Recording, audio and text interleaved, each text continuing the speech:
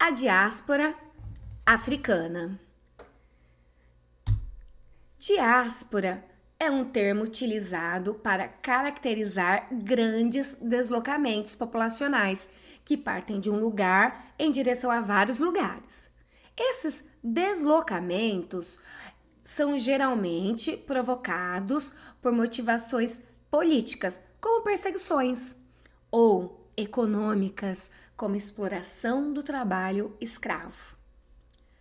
A partir de 1550, milhares de homens e mulheres africanos foram trazidos para a América e obrigados a trabalhar como escravos.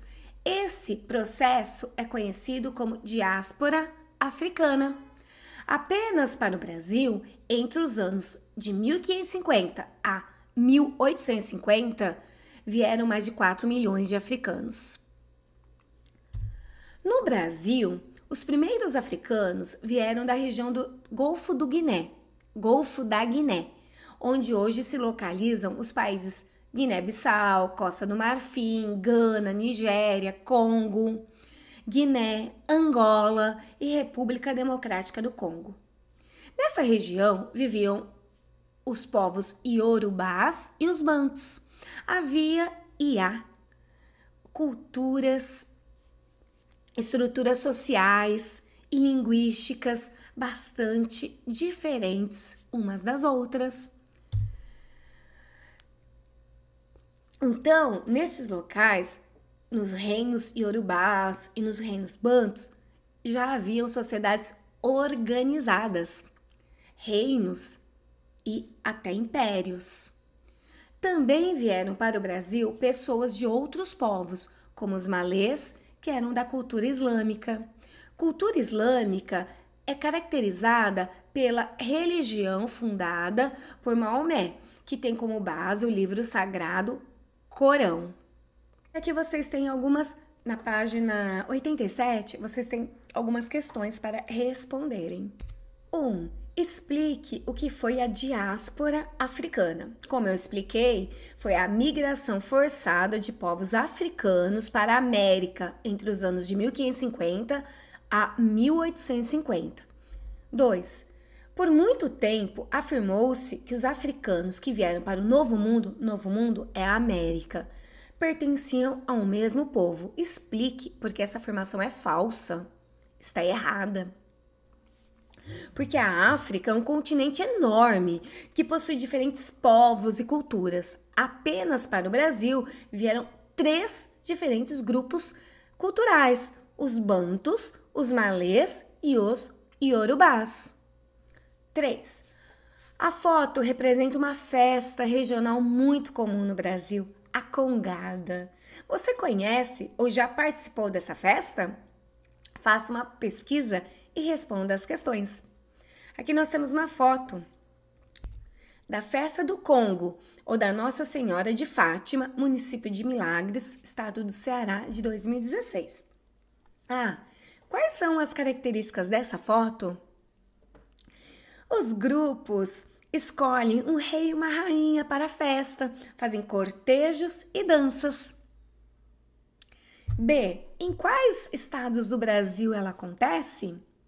Em vários estados, como Minas Gerais, Espírito Santo, Rio de Janeiro, São Paulo, Goiás, Ceará e outros.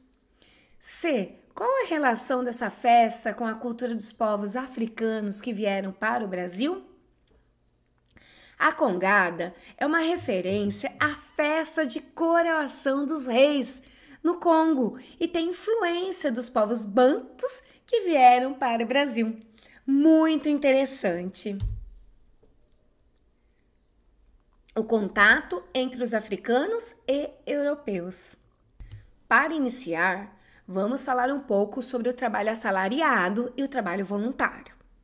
O trabalho assalariado, você recebe uma remuneração, dinheiro em troca do seu serviço, do seu trabalho. Já no trabalho voluntário, não há remuneração, você faz por vontade própria. Porém, por lei, todo o trabalho deve ser livre. E está incluída nessa liberdade o direito de mudar de empregador, o que é bastante comum. Agora, vamos comparar o trabalho livre e o trabalho escravo. O trabalho escravo, além de não ser remunerado, não é livre, pois o escravizado não pode escolher mudar de dono. Ele tem um proprietário, ele não tem liberdade de ir e vir, ele não recebe pelos seus serviços e ainda por cima, ele não tem nem liberdade de escolher. Ele tem que fazer a vontade dos seus proprietários. Ele é um bem. Ele é tratado como um objeto.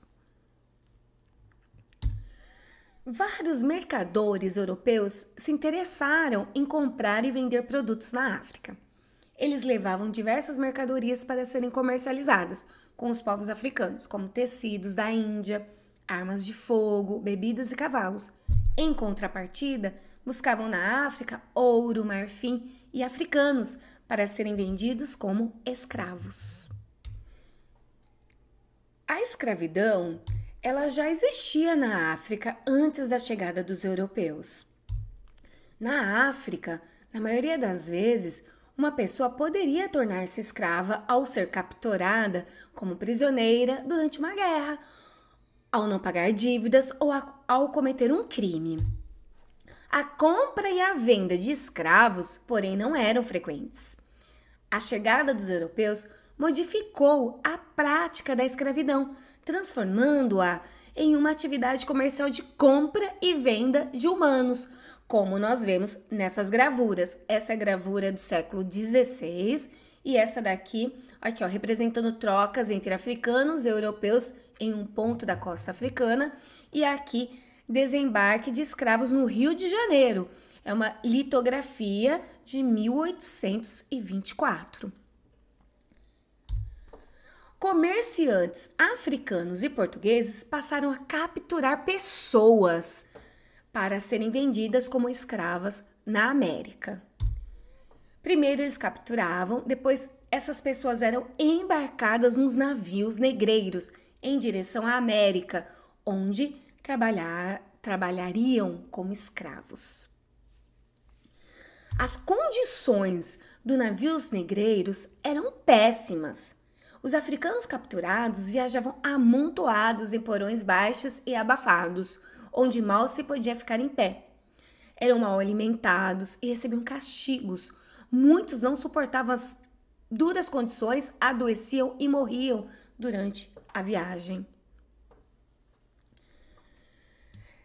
É importante, neste momento, destacar que o cenário econômico da América Portuguesa era baseado na produção agrícola de exportação, especialmente a de açúcar. Então, eles plantavam cana, produziam açúcar e exportavam para a Europa e lucravam muito, porque eles utilizavam de mão de obra escrava, em que eles não precisavam pagar salários, exploravam, não os alimentavam direito, não davam moradia. E esses trabalhadores africanos ficavam aqui na América vivendo e trabalhando em péssimas condições. Os que sobreviviam após a travessia, essa dura travessia que eles faziam pelo Atlântico, dentro, nos porões, né, desses navios negreiros. E os primeiros africanos trazidos ao Brasil vieram principalmente para trabalhar, para realizar o trabalho forçado nestas plantações de açúcar. E aqui vocês têm algumas questões para responder.